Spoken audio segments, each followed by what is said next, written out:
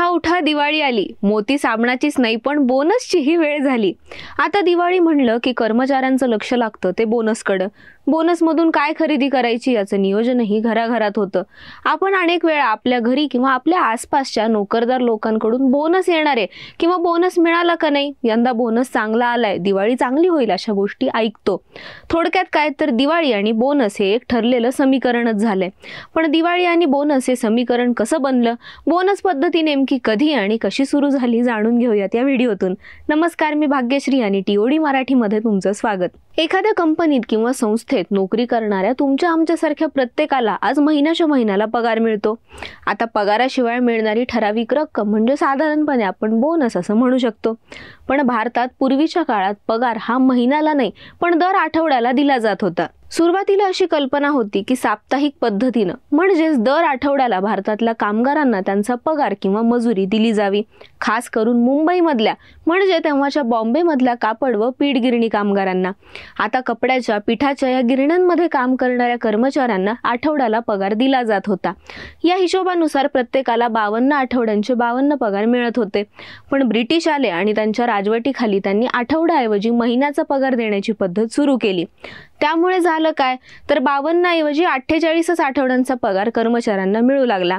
आता जर हिशोब लावला तर महिन्यात 4 आठवडे आहेत, तर 52च्या हिशोबाने 13 महिन्याचा पगार मिळायला हवा होता। पण महिन्याच्या आकडेवारीनुसार ब्रिटिशांनी 12च महिन्याचा हिशोब सुरू केला। पण कामगारांना जेव्हा पगाराचं हे गणित समजलं तेव्हा महाराष्ट्रात कामगार आक्रमक झाले।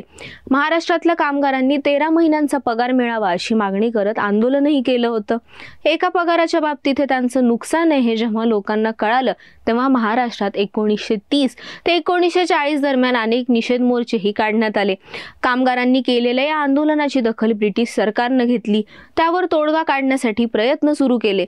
आता हे 13वे पगार कसे वितरित करावे याबद्दल कामगार नेत्यांशी चर्चा केली। यानंतर हा पगार कसा द्यायचा हे ठरवताना दिवाळी हा भारतीय संस्कृतीतला मोठा सण असल्यानं या सणाच्या आधी एक पगार द्यायचं ब्रिटिश सरकारनं ठरवलं। तो पगार म्हणजेच बोनस।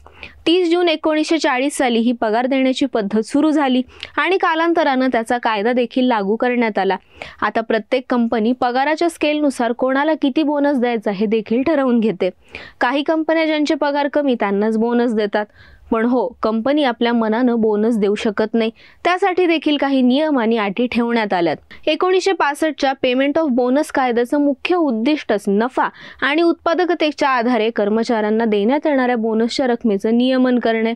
हा कायदा संपूर्ण भारतात वर्षाच्या कोणत्याही दिवशी 20 किंवा त्यापेक्षा जास्त कर्मचारी असलेल्या सर्व आस्थापनांना लागू होतो।